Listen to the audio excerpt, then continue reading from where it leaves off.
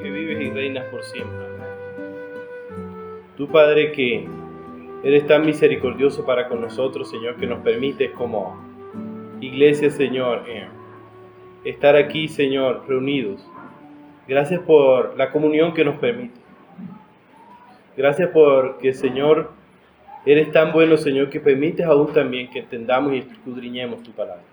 Señor, yo no soy digno de exponer tus palabras. Ningún hombre lo sería. Pero en medio de esto, Señor, tú has llamado a hombres, Señor, para que expongan tu palabra. Y yo, mi anhelo y mi deseo para con la iglesia siempre es hacerlo fielmente.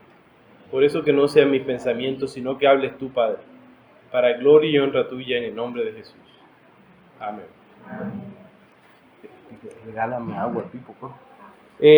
Hermanos, miren, en los dos sermones pasados habíamos hablado de la humillación y la exaltación de Cristo. Y recuerden que la humillación y la exaltación de Cristo podemos ver el mayor ejemplo de humildad y el mayor ejemplo de obediencia. Y aprendíamos que la humildad es con el reconocimiento personal de que soy un pecador que Cristo ha salvado por su gracia y llamado a mostrar esa misma gracia a los demás, mirándolos como superiores a mí mismo. Por tal razón, quien no reconoce ni ha reconocido, el señorío de Cristo en su vida jamás podrá ser humilde. Nadie que rechace o pase por alto el mensaje del Evangelio podrá ser humilde. Y este ejemplo de humildad nos lo dio Cristo. Cristo, el soberano, la Biblia dice en Isaías, el alto y sublime, el que habita en la altura de la santidad, se humilló hasta la condición de siervo. Por eso la medida de humildad que yo debo practicar está en Cristo y no en los hombres. Está en Cristo y no en mis hermanos. Yo no puedo decir, pero él hace esto, él hace lo otro. No, yo debo mirar ¿a quién? A Cristo. El ejemplo excepcional y supremo de nuestra vida debe ser el Señor.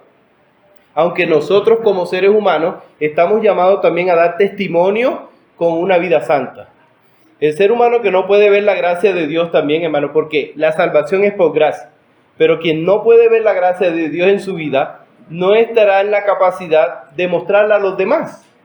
Solo quien se humilla a su Creador podrá ver a los demás como superiores a sí mismo, que es el principio fundamental de la humildad.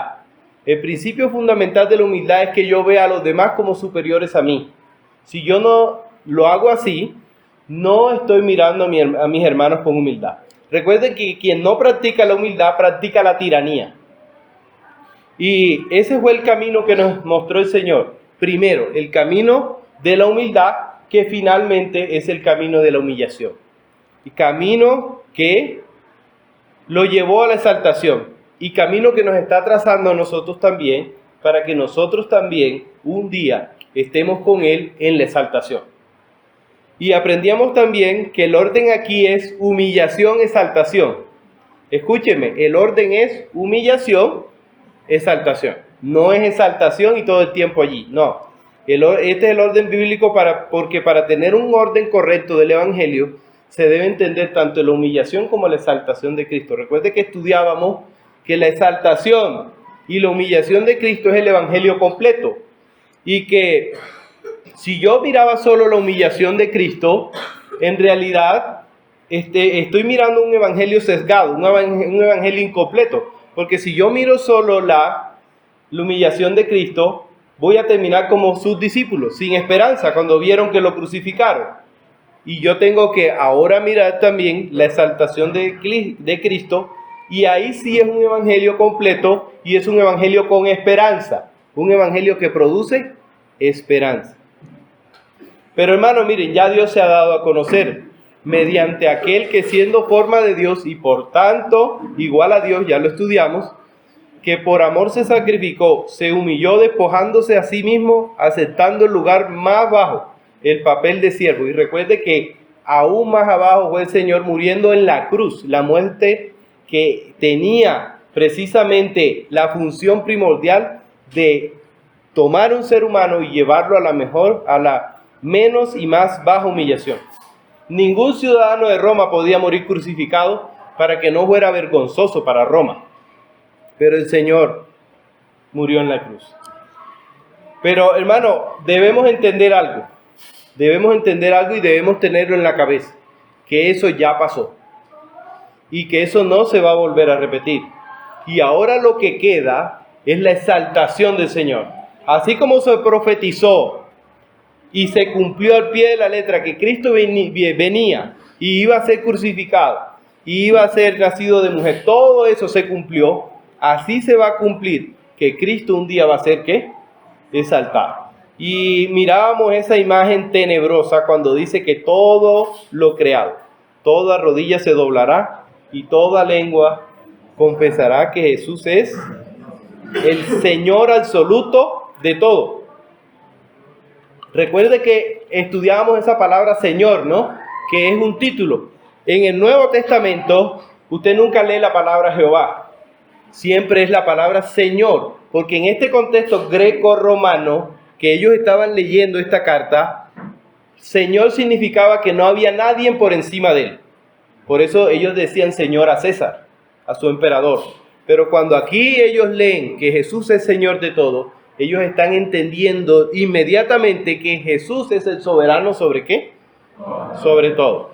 Y concluíamos que todo el que reconozca y ha reconocido a Jesucristo como Salvador, se ha arrepentido de su maldad y se ha humillado ante su Creador, ha de gozar del perdón de Dios. Y en últimas, comienza el camino de la humillación que lo llevará a su exaltación con Cristo. Pero quien no reconozca el señorío de Cristo, se arrepienta de su maldad, se humilla ante su Creador, y todo aquel que ha menospreciado y menosprecia a Cristo, rechazándolo y rehusándolo a confesar como Señor, aquí en esta vida, escúcheme, lo va a tener que de igual manera reconocer desde las mismas llamas del infierno o desde la condenación eterna. Igual lo quieras o no, vas a tener que reconocer a Jesús. Y veíamos que la humillación y la exaltación de Cristo es el evangelio completo. Recuerden que no podemos hacer énfasis en solo la humillación y no podemos hacer énfasis solo en la ¿qué? Exaltación, porque es completo. Y una vez que estudiamos la humillación y la exaltación de Cristo, ahora viene lo que llamamos la parte práctica, lo que debe producir ese conocimiento en mi vida, lo que debe producir esta palabra en mi vida. Y por eso vamos hoy a leer, vamos a estudiar 2 versículos de la carta a Filipenses. Vayamos otra vez a Filipenses capítulo 2.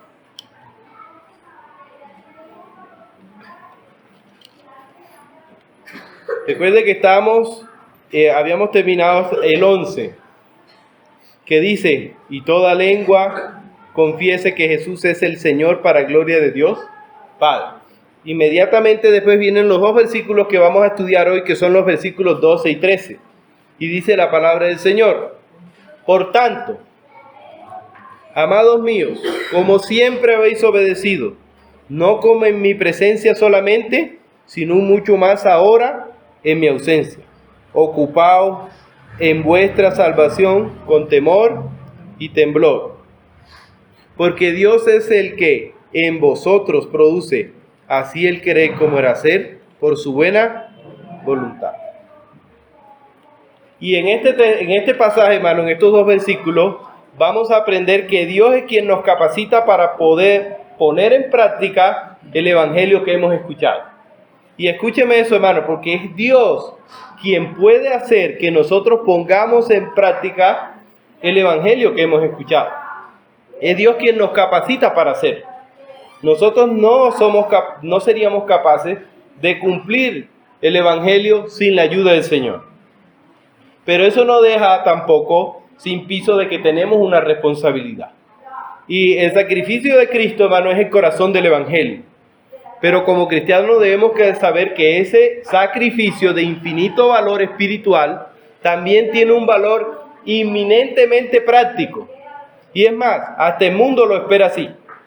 El mundo espera que si usted dice que es cristiano, ¿qué espera el mundo? Que usted tenga un testimonio y tenga una conducta. Porque hay veces, hermano, que uno escucha la frase, ¿y eso qué es? Cristiano. Por eso el apóstol ahora, motivado por lo enseñado anteriormente, la humillación y la exaltación de Cristo, apela ahora a ese entendimiento que que tienen los filipenses y que deberíamos tener nosotros, que es vivir de acuerdo a la magnitud del ejemplo de Cristo en nuestra vida. Recuerde que ya hemos aprendido de que el ejemplo máximo a mirar quién es, Cristo. Ahora, versículo 12, mire cómo comienza.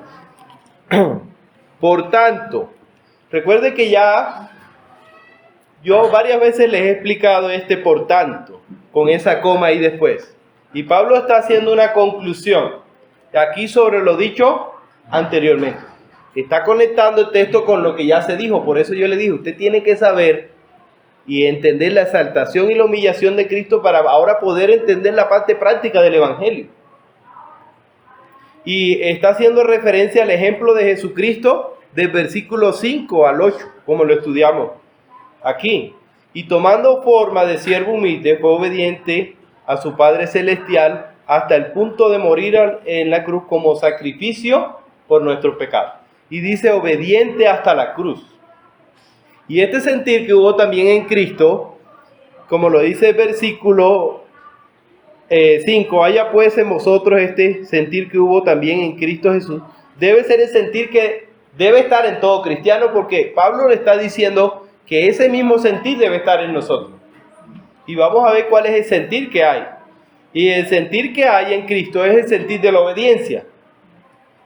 Y de la misma forma como Jesús se hizo obediente hasta la muerte, ese debería ser el caso de nosotros. Ahora, cuando yo le digo obediente hasta la muerte, le estoy hablando de un caminar con Cristo, de un caminar de que yo lo conozco y comienzo a obedecerle hasta el día que de mismo o hasta el día que venga, porque eso puede suceder. Después dice, amados míos, como siempre habéis obedecido. Y esta frase yo quisiera decirla que yo la he cumplido, pero no es así.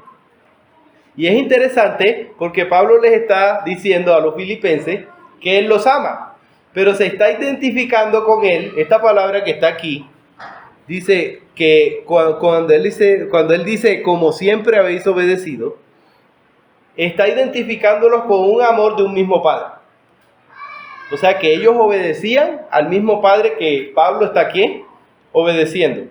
Pero miren que ahí establece un vínculo de amor. Está como siempre habéis obedecido. Porque lo primero que dice es amados míos. Y está precisamente estableciendo un vínculo con lo que han enseñado otros apóstoles. Por eso leímos hoy Primera de Juan. ¿Quién puede leerme Primera de Juan nuevamente 4, 7 y 8? Primera de Juan. Dice la palabra de Dios.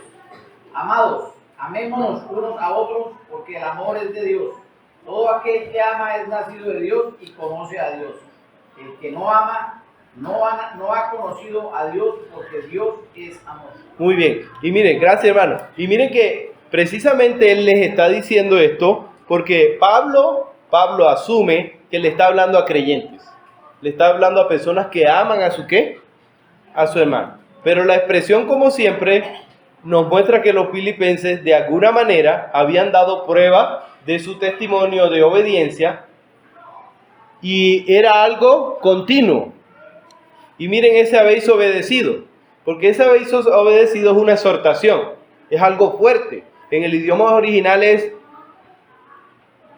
una orden, como siempre, habéis obedecido. Y la exhortación de Pablo no pudo haber sido más oportuna, porque él ya les ha dicho en el versículo 5, el 6, que ellos deben obedecer como Cristo obedeció. Pero esto es interesante, hermano, porque además del amor,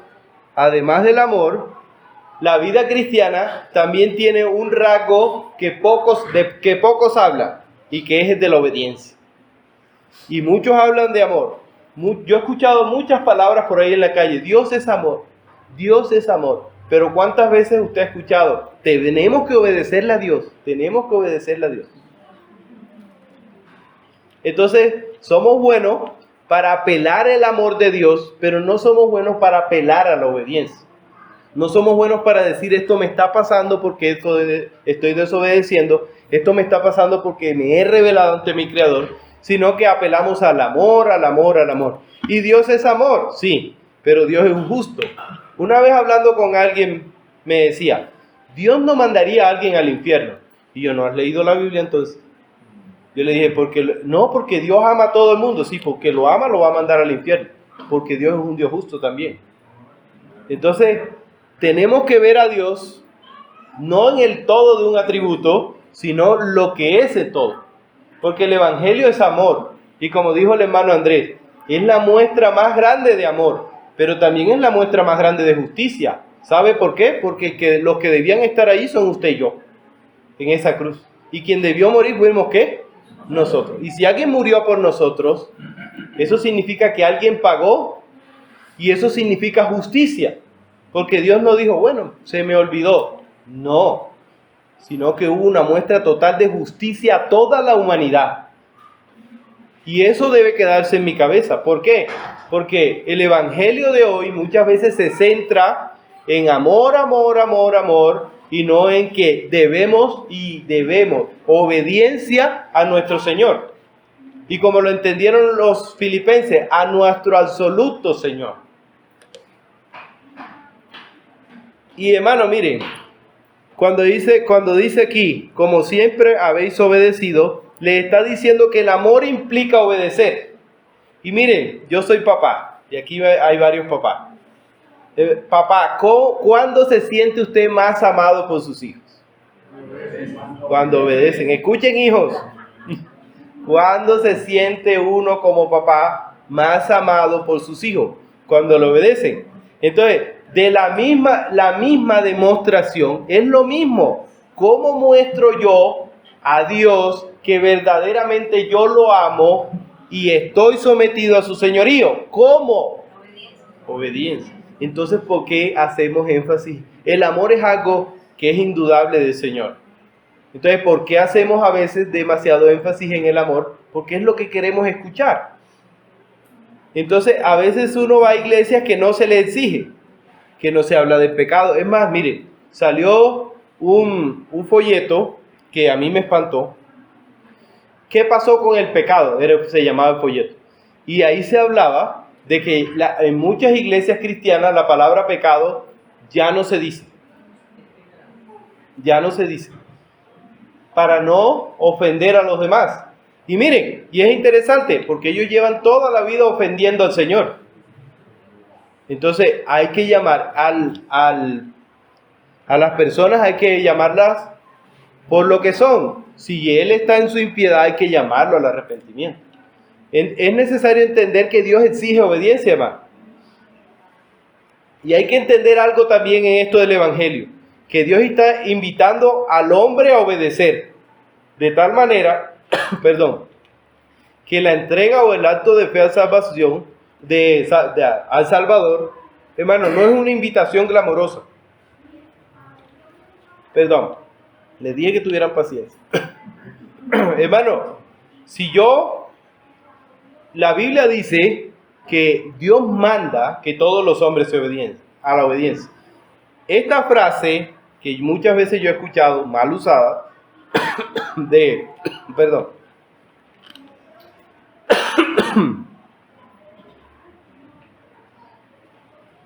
tranquilos que no va a llover. Bueno, esta frase que yo he escuchado de Apocalipsis 3:20, he aquí yo estoy a la puerta y llamo, es una frase descontextualizada totalmente. Dios no está a la puerta llamando.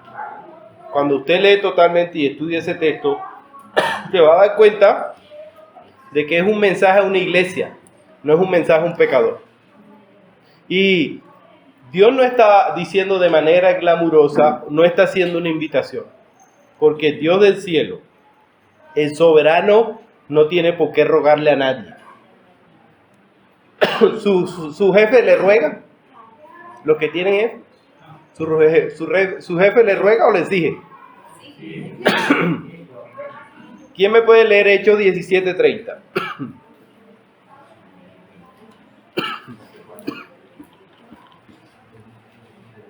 Gracias. Por tanto, habiendo pasado por alto los tiempos de ignorancia, Dios declara ahora a todos los hombres y todas las familias que se arrepienten. Muy bien. En otras versiones dice Dios manda a todos los hombres a que se qué. Mire que Dios no le está rogando a nadie. Y eso no lo queremos ver, y a veces no es el mensaje que llena de satisfacción nuestra mente y nuestro corazón. Pero es lo que Dios manda. Entonces Dios no está haciendo una invitación glamurosa al pecador. Le está diciendo, arrepiéntete. Y por eso sigue diciendo el versículo, no como en mi presencia solamente, sino ahora mucho más en mí. Y aquí hay unas preguntas que yo me debo hacer. Usted se quiere saber quién es usted realmente. Usted quiere saber qué hay en su corazón. Usted quiere saber quién realmente, si usted realmente obedece a su Señor. Si realmente usted es un verdadero cristiano. Analice y mírese cuando está solo. Cuando no está el pastor, cuando no están los hermanos, cuando no está ninguna autoridad presente suya. Ahí usted va a saber si en realidad usted es un verdadero creyente o es el mejor de todos los hipócritas. Y recuerden que la palabra hipócrita, Jesús se la dijo a los fariseos. Les dijo, hipócritas. ¿Por qué? Porque les dijo y lo comparó con un sepulcro o una tumba. Y usted va aquí a las colinas y por más linda que sea la lápida, así está impregnada en oro, adentro tiene un muerto. Entonces, así está Pablo diciéndole a ellos. Les está diciendo, ustedes tienen que obedecer no solamente cuando yo esté presente, sino también cuando yo esté ¿qué? Ausente. Y la exhortación de Pablo aquí es un llamado a la obediencia diligente. No solo la obediencia cuando él estaba presente, sino la obediencia de todo lo enseñado ahora que estaba necesariamente ausente debido a su prisión. Yo le enseño esto a mi hijo en los devocionales. Mire, tú te puedes ocultar de mí, te puedes ocultar de tu mamá, pero sepa algo, que si tú estás haciendo esto, eres un hipócrita. Y le he enseñado. Y uno debe también educar a sus hijos en pro de que ellos deben obedecer, estemos o no estemos nosotros. Y yo por lo menos a veces los dejo en ciertos lugares para probar si ellos están. Pero mire, por eso es necesario hoy en día cámaras, videos, porque parece que no tenemos temor en ciertos lugares. Y no cabe duda de que la presencia del apóstol movía a los creyentes a la obediencia. Sin embargo, en su ausencia parece que algunos no obedecían del todo. Y mi hermano, toda persona que obedece solo cuando hay autoridades es un hipócrita. Porque está mostrando esa sonrisa, está mostrando la lápida, pero por dentro está muerto. Ahora que no puede alentarles personalmente a la obediencia, debían ser más diligentes por ella. Por lo menos yo estuve de viaje el domingo pasado. Y yo preguntaba, hermano, y los hermanos, no, ahí estuvieron. Los felicito. ¿Por qué? Porque muchas veces la iglesia se centra, y yo lo he predicado aquí, la iglesia se centra en la autoridad de una sola persona y de un pastor, y eso no es lo correcto. Ahora, la obediencia en la iglesia del Señor a su palabra es necesaria en todas las circunstancias. Igual, hermano, yo se los he dicho, la obediencia no está centrada en mí, sino en la Escritura. Y Dios me guarde, pero si yo un día llego a enseñar algo diferente a eso, usted no está llamado a obedecer. Ahora, presente o ausente pastor, presente o ausente los hermanos, porque a veces hay hermanos que se portan aquí bien, sino que ausente, todo, estamos llamados ¿a qué? A obedecer. Y si no estoy obedeciendo ante esas circunstancias, si no estoy obedeciendo cuando estoy solo, yo tengo que revisar mi evangelio porque yo estoy practicando la hipocresía. Y quien practica el pecado, la Biblia dice que no es hijo de Dios. Distinto tener, porque pecamos, pero si lo tienes como la práctica, es un llamado directo al arrepentimiento. Un creyente verdadero es responsable todo el tiempo de obedecer al Señor. Nosotros no somos evangélicos intermitentes. No, la obediencia de los creyentes nunca debe depender del pastor, de nuestra comunión cristiana, ni de cualquier otra cosa. Si esto es así, es vergonzoso. Y no estamos llamados a eso. Por eso sigue diciendo, ocupaos en vuestra salvación con temor y temblor. Me encanta este pedacito. Me encanta este pedazo porque este versículo termina con un mandamiento. Y ese verbo ocupaos, cuando viví en Centroamérica, ellos lo entienden muy bien. Porque esta es la palabra que más utilizan los centroamericanos. Ocupo esto, ocupo lo otro. Ellos no dicen necesito o tengo esto, sino ocupo. Y expresa la idea de ocupación o un trabajo o una tarea para realizar algo que ya poseo. Ojo, realizar algo que ya poseo, que ya es mío. Pero hay dos cosas que deben aclararse antes de estudiar esta exhortación de Pablo. Hay dos cosas que aclarar. Primera, en primer lugar, el escritor de ninguna manera está dándonos a entender que la salvación se obtiene por medio de obras. Eso tiene que ser muy claro en el entendimiento de un cristiano. No se trata de conseguir la salvación eterna. Aquí no está hablando de conseguir la salvación eterna. Ya que el hombre no tiene ni puede hacer nada por alcanzarla, pues es por gracia. Y recuerde que la gracia es gratis. Ustedes no le mostraron gracia pagando. Por eso todos esos perversos que utilizan el evangelio, todas esas personas que utilizan el evangelio diciéndole que ven y siembra para que tus hijos sean salvos, ven y siembra para todo eso, eso no es bíblico. Eso no es bíblico porque usted no puede comprar el favor de Dios. La salvación es completamente por gracia. Y Pablo rechaza aquí categóricamente que este pasaje pueda ser usado para hablar de la salvación por obras. El apóstol declara enfáticamente en Efesios 2, del 8 al 9. Miren lo que dice el apóstol. Porque por gracia sois salvos por medio de la fe. Y esto no de vosotros, pues es don de Dios. No por obras, para que nadie va a llegar al cielo diciendo, no, yo mire, cumplí todo. Nadie va a poder decir eso. Sino que todos vamos a tener que estar agachaditos y decir, gracias Señor. La segunda declaración que debe hacerse es que Pablo nunca está enseñando lo que algunos por ahí llaman caída de gracia. O sea que un cristiano puede perder la salvación. Yo le voy a decir algo, hermano, que le he dicho a muchas personas aquí. Si la salvación se perdiera, yo estuviera en el infierno. Por lo menos yo estuviera en el infierno. Si la salvación se perdiera, yo fuera el primero. Y eso sería también contradecir lo que dice Filipenses 1:6, que lo estudiamos aquí, estando persuadido de esto, que el que comenzó en vosotros la buena obra, la perfeccionará hasta el día de Jesucristo. Y ahí está hablando a un creyente. Si Dios comienza una obra en una persona, va a terminarla. Imagínense que Dios no pudiera terminar la obra en una persona. No sería Dios. No podría Él ser Dios. Entonces, aquí, ¿cuál sería entonces el significado del mandamiento apostólico ocupados en vuestra salvación? Y la clave de la interpretación está precisamente en el verbo. La clave para dar una interpretación correcta, esto es el verbo ocupados. Y esta palabra es un verbo que llamamos compuesto. Un verbo compuesto que tiene más de dos palabras. Le voy a poner un ejemplo. Guardarropa. Es una palabra compuesta. En guarda y se escribe una sola palabra. O sea, literalmente significa obrando hasta el final. Y la idea es, sigan ocupados hasta el cumplimiento total. Y final de lo que ya tienen. Eso significa de que, cuando yo hablo de que ocuparme en mi salvación, significa de que yo debo trabajar en lo que ya tengo, no en lo que voy a obtener.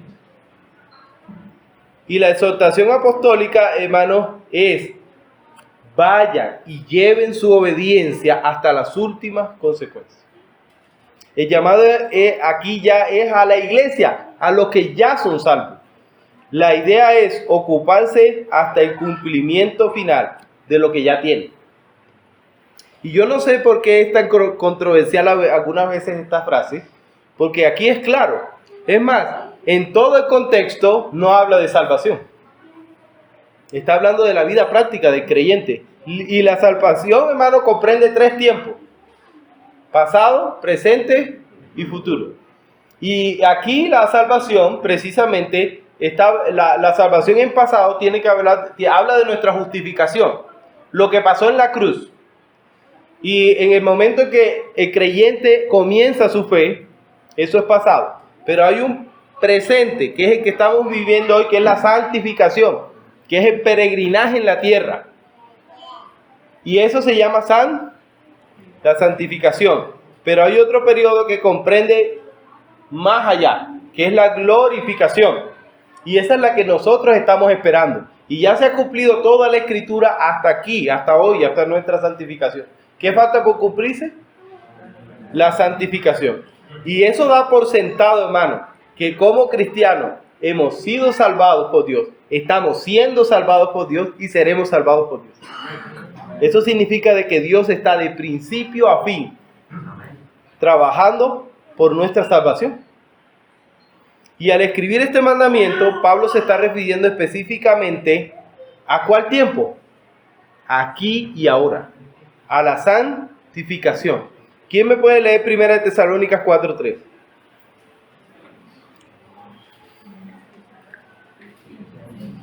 Pues la voluntad de Dios es vuestra santificación, que os apartéis de fornicación. Muy bien. ¿Y qué nos da a entender esto? Que la ocupación cristiana suprema debería ser el constante progreso de mi santificación. Y un verdadero creyente no debe ver la salvación como simplemente, ay, voy al cielo y ya.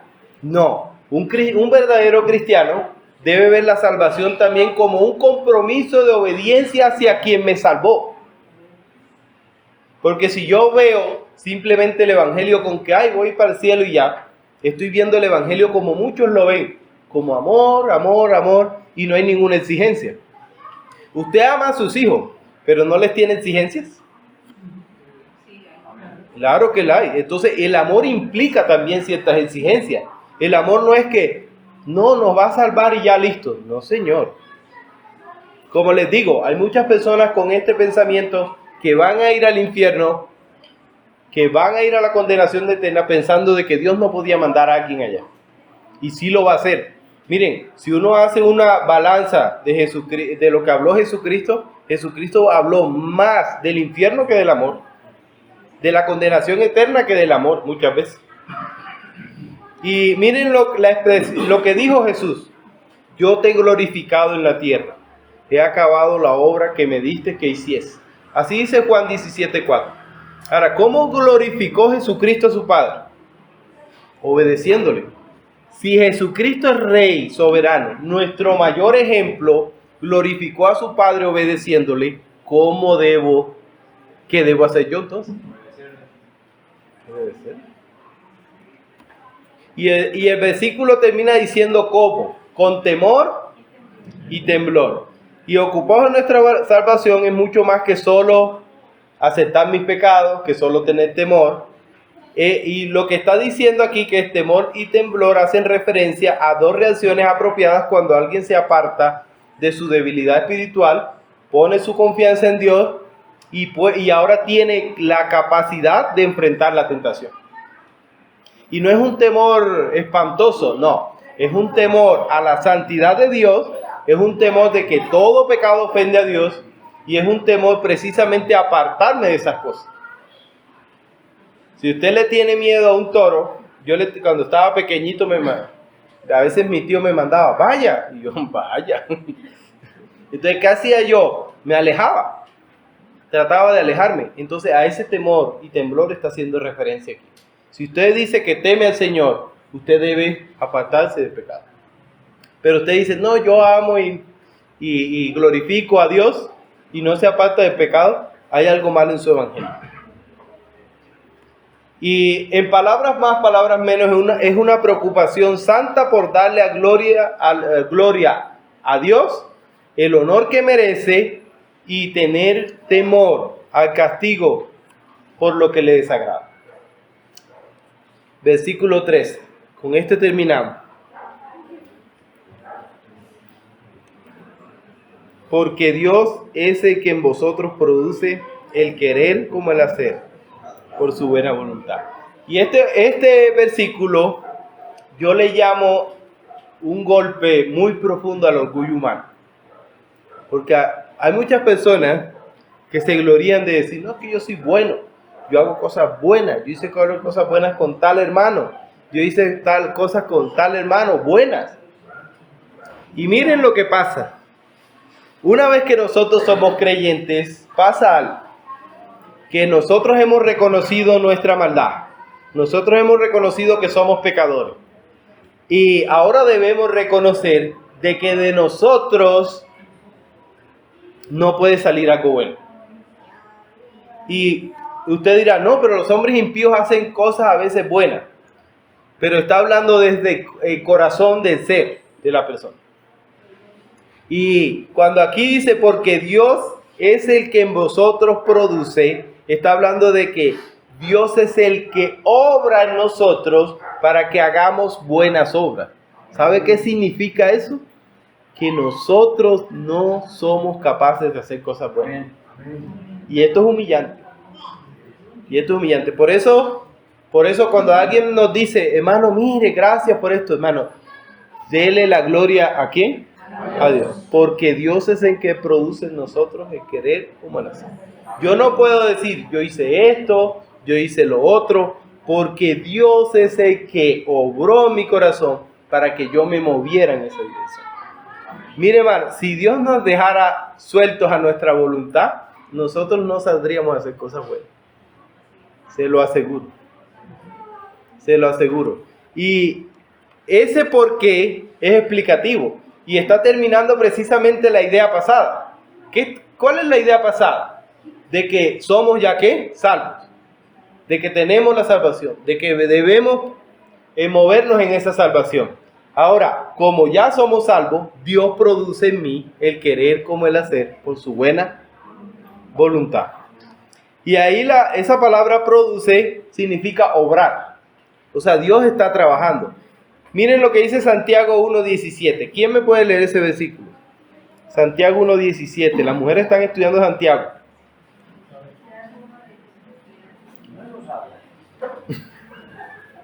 Toda buena dádiva y todo don perfecto viene de lo alto, desciende del Padre de las luces, con el cual no hay cambio ni sombra de variación. Y ese versículo lo que está explicando es que todo lo bueno tiene origen en Dios, no en nosotros. No en nosotros. Y es claro porque la naturaleza de nosotros es pecaminosa y caída, malo. ¿Qué nos gusta hacer? Yo le preguntaba a Lucas un día, ¿qué es más chévere? ¿Qué es más chévere? Dice, ¿esconderse, decir una mentira o obedecer a papá? Se reía. ¿Por qué? Porque, mire, usted enseñó a su hijo a hacerlo mal. No, nace con el chip, es gratis. Es gratis. Entonces, ¿cuál es nuestra tendencia? Por eso es que todo lo bueno tiene su origen ¿en dónde? En Dios. Así que nunca diga, ay, que yo... No, hermano, no puede ser así. Así el querer como el hacer, por su buena voluntad. Es increíble, hermano, que Dios nos muestre todo esto. Y miren lo que dice, ¿quién me puede leer? Efesios 2:10.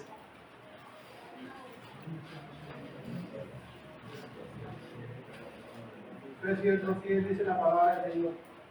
Porque somos hechuras suyas, creadas en Cristo Jesús para buenas obras, las cuales Dios preparó de antemano para que anduviésemos en ellas. Cuando yo realice algo bueno, ¿quién es el que produce eso bueno en mí? Dios. Y este versículo termina, así el querer como el hacer, por su buena voluntad. El cristiano no busca la santificación para ser salvo. El cristiano busca la salvación porque ya la tiene. Busca la santificación porque Él es salvo. Y el cristiano, hermano, aunque haga cosas muy buenas, a veces realice ministerios y todo, tiene que saber que Dios es el que produjo eso en él. Por eso es que Dios llama a alguien a servir y Dios lo capacita para eso. Y todo esto, hermano, nos lleva a reflexionar en el Señor. Nos lleva a decir, qué misericordioso es mi Señor, a mostrarme su gracia. Y mire, y en este pasaje hemos aprendido que Dios es quien nos capacita para poder poner en práctica el evangelio que hemos escuchado. ¿Por qué, hermano? Porque nosotros debemos reconocer que estamos tan caídos y somos tan incapaces que Dios mismo actúa con nosotros en nuestra santificación para que lo obedezcamos. Ahora, eso no significa de que yo no tengo una parte aquí. No significa que no tengo responsabilidad. Sí, porque la santificación es un trabajo en sí, Dios hombre, pero Dios la comienza. Y esa santificación no va a culminar si tú no te comprometes a ella. Y si tú no conoces el Evangelio, si no te has arrepentido de tus pecados, tú tienes que saber de que ese proceso ni siquiera ha comenzado en ti y que no eres bueno. Que no eres bueno para nada. Estás muerto en tus delitos y pecados. Entonces, hermano, es una porción para reflexionar y es una porción para dar gracias porque Dios es quien nos capacita para que nosotros le obedezcamos. Y que increíblemente ni siquiera somos capaces de eso. Señor, yo te doy gloria y honra a ti. Te doy alabanza y adoración, Señor, porque estos dos versículos no muestran sino tu gracia y tu gracia salvadora. Y oro, Señor, para que nosotros, aunque tú, Señor, seas quien nos esté salvando, oro para que nosotros obedezcamos a tu santo y glorioso evangelio. Que en nosotros esté, Señor, el obedecerte y no solamente, Señor, los privilegios de tu amor, sino que también veamos, Señor, lo maravilloso que es obedecerte. Yo te pido, Señor, que nosotros eduquemos a nuestros hijos, Señor, no como hipócritas, sino como personas que están conscientes de que Cristo está en todo lugar. Y también, Señor, como cristianos, saber de que no solo es en la iglesia, de que no solo es con mis hermanos, que yo debo mostrar a Cristo, sino aún cuando estoy solo, aún cuando estoy allí en mi trabajo, es el momento de mostrarte a ti. Señor, yo te doy gloria y honra a ti, Señor, y te pido, Señor, de que como iglesia, Señor, demos testimonio de esta tu maravillosa grandeza. Te lo pido en el nombre de Jesús. Amén.